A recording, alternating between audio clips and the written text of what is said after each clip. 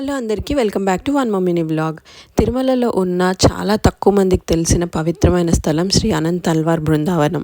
శ్రీ రామానుజుల వారి శిష్యుడైన అనంతల్వార్ గారు శ్రీ వెంకటేశ్వర స్వామిని సేవించుకోవడానికి తిరుమల కొండకి వెళ్ళినప్పుడు అక్కడ పువ్వులు కానీ ఏమీ దొరకక తనే స్వయంగా పూల తోటని తయారు చేస్తా అని చెప్పి స్టార్ట్ చేయడంతో, అలాగే దానికోసం అని చెప్పి గర్భవతి అయిన భార్య సహాయం తీసుకోవడం, అది చూసి ఒక చిన్న బాలుడు వెళ్ళి వాళ్ళకి సహాయం చేయడం, అది అనంతల్వార్ గారికి నచ్చక ఆ బాలుడిని తరుముకుంటూ వెళ్ళి తన మీదకి గడ్డపారని విసరడం, ఆ బాలుడు గుడిలోకి వెళ్ళి మాయమైపోవడం, అది చూసి అనంతల్వార్ గారు శ్రీ స్వయాన ఆ వెంకటేశ్వర స్వామి నాకు వచ్చి హెల్ప్ చేస్తా అన్నా కూడా నేను వద్దన్నాను, అందులోనూ గడ్డపార విసిరేసి తనకి గాయం అయ్యేలాగా చేశాను అని స్వామివారిని క్షమించమని వేడుకుంటారు.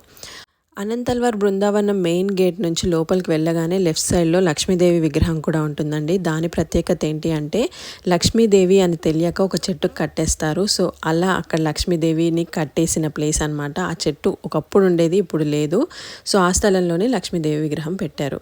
అండ్ అలాగే ఇక్కడ అనంతల్వార్ గారి 24th జనరేషన్ వంశస్థులు ఇంకా అక్కడే నివసిస్తున్నారు. సో వాళ్ళు కనిపించినా కూడా వాళ్ళని ఆశీర్వాదం తీసుకొని రండి.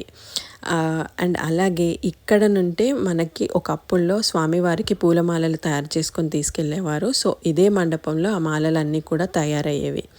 అండ్ అనంతల్వార్ గారి సమాధి కూడా ఇక్కడే ఉంటుందండి. సో ఇక్కడ ఈ లక్ష్మీదేవి ఎక్కడైతే ఉందో అక్కడ కూర్చొని కనకదార స్తోత్రం చదువుకొని రావడం చాలా మంచిదని చెప్తారు. సో మీరు కూడా వెళ్ళినట్టయితే అది చేసుకొని రండి. Thank you very much for watching.